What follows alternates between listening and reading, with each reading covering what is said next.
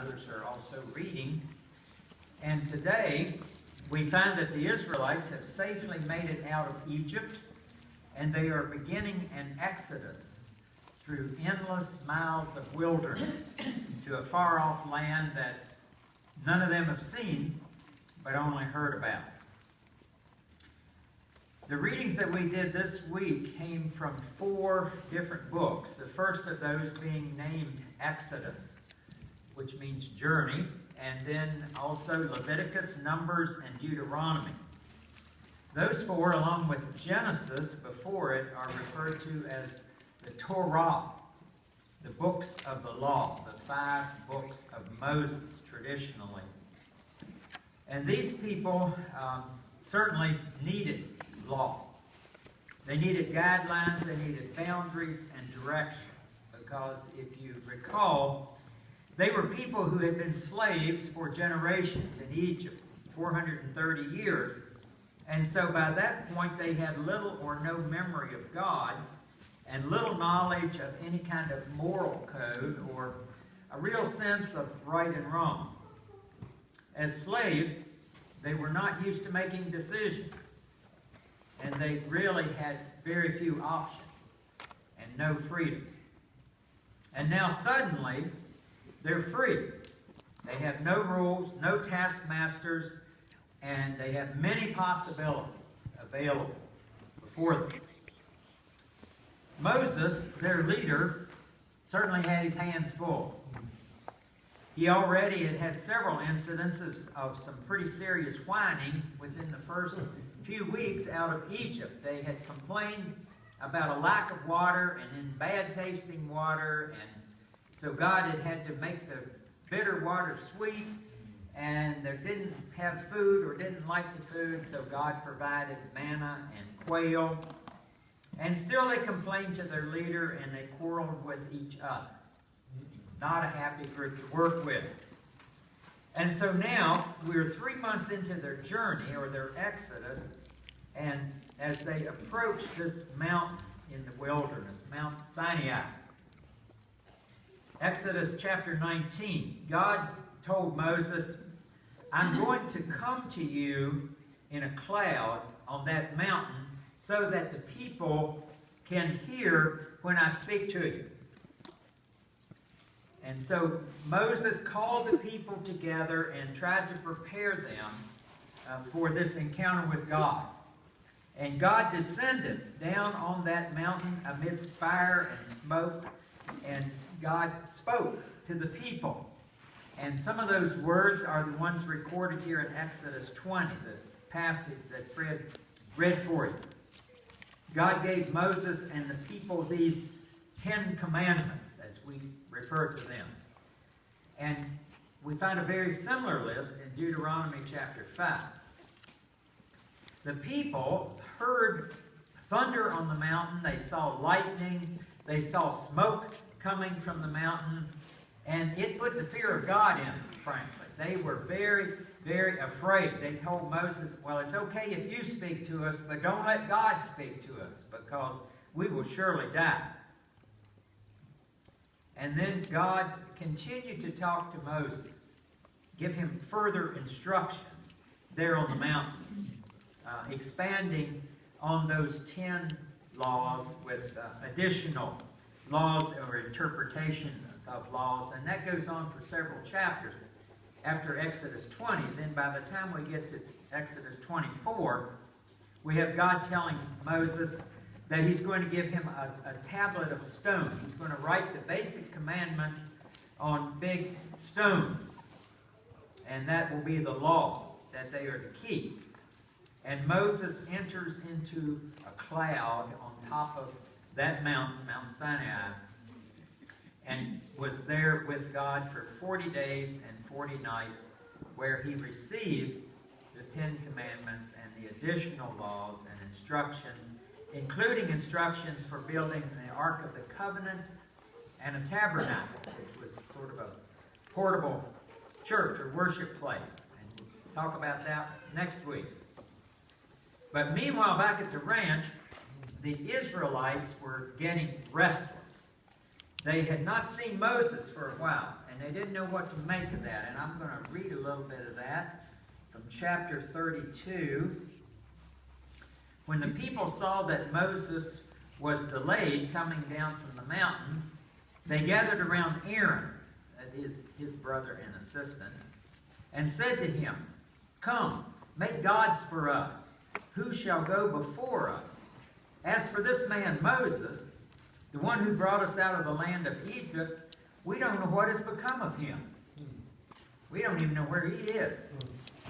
So Aaron said to them, "Take off the gold rings that are on the ears of your wives and sons and daughters, and bring them to me." So all the people took off the gold rings from their ears, brought them to Aaron. He took the gold from them and formed it in a mold, and cast an image of a calf. And they said, "These are your gods, O Israel, who have brought you up out of the land of Egypt." When Aaron saw this, he built an altar before it. And Aaron made proclamation and said, "Tomorrow should be a festival to the Lord." And they rose up early the next day and offered burnt offerings and made sacrifices of well-being. And the people sat down to eat and drink and rose up to revel. As you can imagine, God was not pleased with what he saw. He sent Moses back down the mountain and said, "These people whom I have delivered from Egypt have disobeyed and deserted me. Now let me alone. I'm going to destroy them all." And so down at verse 11, "But Moses implored the Lord his God and said, 'O Lord, why does your wrath burn hot against your people, whom you brought out of the land of Egypt with great power and a mighty hand? Why should the Egyptians say, it was with evil intent that he brought them out to kill them in the mountains and to consume them from the face of the earth? Turn from your fierce wrath, change your mind, and do not bring disaster on your people. Remember Abraham, Isaac, and Israel, your servants, and how you swore to them by your own self, saying to them, I will multiply your descendants like the stars of heaven. And all this land that I have promised to give to your ancestors, to your descendants, and they shall inherit it forever. And the Lord changed his mind about the disaster that he planned to bring on his people." You see how quickly things can change, how quickly things can go bad. Moses left just for a little while to be on that mountain to commune with God, left Aaron in charge, and in that time the people turned to mischief. It's like a bunch of school kids. I'm thinking back to elementary school. I think it was in second grade. Joyce, did you have Miss Long, or were you in the other class? I did. You were in there with me. Joyce and I were in the same class in elementary school. I remember she came up with this ingenious idea of having a room monitor. So when she left the room, somebody would be in charge and they'd take names if anybody was bad. Well, you can imagine that didn't work. If the room monitor didn't like somebody, they'd write their name down about 10 times. And if they did like you, they wouldn't write your name at all. And pretty soon it was chaos, and she threw up the whole system, I think. But we know about that. We know that's how it works. How quickly things can just go bad. And how quickly we forget God. And how quickly we forget what God has done for us. You know, it's like, what have you done for me lately, God? And we forget the miraculous things that God has done for us in the past and go our own way. And these people did. These people, we can see from that experience, obviously needed some boundaries, some rules. They'd been slaves. They had very few internal controls in their lives before because other people had controlled them.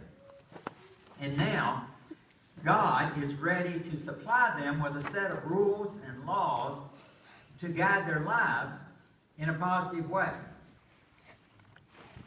In the class video for this week, we use a video each week in there, and this point was in the video, that the Torah, the law, is what shaped the Israelites' identity as the people of God.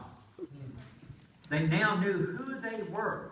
They were God's people because they lived under this law that God had supplied, and that formed them as a people. But it was a law and rules, and we don't necessarily like rules. They probably didn't like those rules either.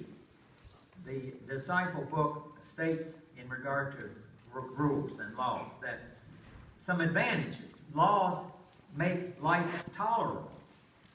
Law keeps strong from destroying the weak. You know, it keeps, well, chaos from happening. The law helps to hold the covenant people together, to give a sense of social justice, to provide the light of morality in a dark world. The law made the people of Israel a distinct people who now viewed themselves as different or separated from the other nations. The law, as in these 10 commandments given to Moses, was the cohesive force that held them together as a people. They knew who they were because they lived as a people under the law. And that's still true for Jewish people to this day. They still value the law. The highest spiritual exercise for Jews, even now, is their study of the Torah, the Old Testament law. Psalm 1, verse 2, their delight is in the law of the Lord, and on his law they meditate day and night. And we find similar phrases, many other places in the Psalms, about the value of the law. There were a lot of laws there. We sure didn't read them all, but if you go through those first 5 books of the Bible, you find many, many laws. And some of those, we kind of understand the reason for them. For example, you shall not wrong or oppress a resident alien, is the law. And why, we ask, and the answer is given. Because you were aliens in the land of Egypt. Remember that. You shall not abuse any widow or orphan. And why not? Because I will surely heed their cry as I heard your cries in Egypt. But then there's some laws that, frankly, we don't understand very well. And probably first among those is the food laws, about what is clean, what is unclean, why you can eat certain things and not other things. And in my Bible, there was an article about that which stated that the rationale for what is clean and unclean has perplexed Bible students and Bible scholars through the ages.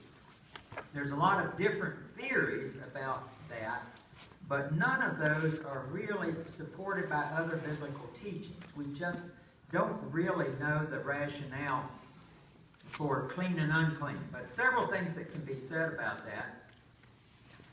Certainly the food laws did ensure that people had a healthy diet. And that is even if they didn't get to eat that other white meat, pork. You know, that was a no-no. But they still had a healthy diet. And it did enable them to maintain a distinct identity as a people set apart by diet. That was part of the set-apartness. They ate differently than everyone else around them. And that really is a major point, that God gave this set of laws to Moses and then to the people so that they would have that distinct identity. They were no longer just a bunch of escaped slaves and fugitives. They were now a people, a nation of Israel, whose identity was centered around the Torah, the law.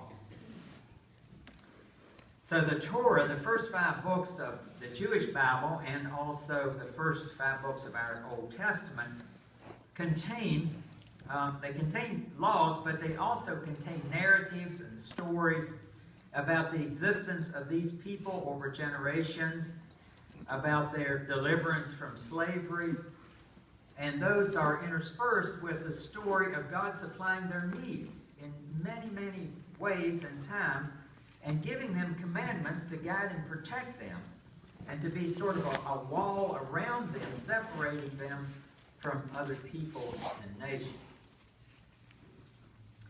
Now, just because they had the law, does that mean that they always obeyed the law? No, it does not. Just that scripture that I read, Moses hadn't even made it back down from the mountain with the stone tablets until they were down there making an idol, a substitute for God, a golden calf. And God being so angry that he just wanted to destroy them all and start over, until Moses begged him to reconsider. And he did. And that wasn't the only time that God got totally exasperated with that bunch of people. In Numbers 13, they were close to the Promised Land. They were ready to cross over the river, and they were looking over into the Promised Land. And they sent 2 people from each tribe, spies, to go out into the land, look around, see how well it was fortified, see what kind of land it was. And 10 of those came back, representatives from 10 tribes came back with negative reports. They said, the land is great, the people are huge, they are giants, we could never conquer them, we might as well forget it. But 2, Caleb and Joshua, said, it's great land. With God's help, we can conquer. But the people believed the majority report. They doubted, they were fearful, they abandoned faith in God. And the result was God got pretty angry with them about that and gave them 40 more years in the wilderness for doubting, until that whole disobedient generation died off. So, does rule by law work? I guess we could say, sort of. The Old Testament is a continuous story of faith and also lack of faith, story of obedience, but also disobedience. Then a story of punishment and a story of restoration. And it just, these cycles sort of continue throughout the Old Testament. But we say, well, we're a New Testament church. Well, yes, but that Old Testament background is important, and there is always New Testament application to what is in the Old. The Old Covenant laid the groundwork for the New Covenant under Christ. Matthew 5:17, Sermon on the Mount. Jesus said, I didn't come to abolish the law, but to fulfill it. And then a couple verses later, unless your righteousness exceeds that of the scribes and the Pharisees, you will never enter the kingdom of heaven. Jesus' point here is it's not just our outward actions that matter, but also our inward intentions. It's a matter of the heart. And our litany then quotes Jesus in Matthew 22, when the religious leaders ask him, in order to test him, Teacher, which commandment is greatest of all? He said, the law of love. You shall love the Lord your God with all your heart, soul, and mind. And that is, incidentally, a direct quote from the Torah law in Deuteronomy 6. And, he said, there's another one like it. Love your neighbor as yourself. And that comes straight from Leviticus 19. Jesus isn't making up new things. He is quoting from these laws of the Old Testament. He's saying on these 2 commandments hang all of the law and all of the prophets, everything they said. And he boiled it down to those 2, the law of love. And Paul then picks up on that in Romans 13, the last part of our litany there. Paul says, owe no one anything except to love one another. For the one who loves another has fulfilled the law. The commandments, don't commit adultery, don't murder, don't steal, don't covenant, any other commandment are summed up in this word, love your neighbor as yourself. We find a real consistency there throughout the New Testament with the law of love. And so the law continues, but the priority shifts to this law of love for God and for neighbor and for all people. God first provided essential rules, essential boundaries for those Israelites who were pretty clueless, who were coming out of slavery and coming out of Egypt and wandering through the wilderness. And they needed that. They needed those boundaries. But then Jesus, later, in the fullness of time, came to fulfill that law and to tell us that the fulfillment of the law is the law of love. Love God, love your neighbor, and that's it.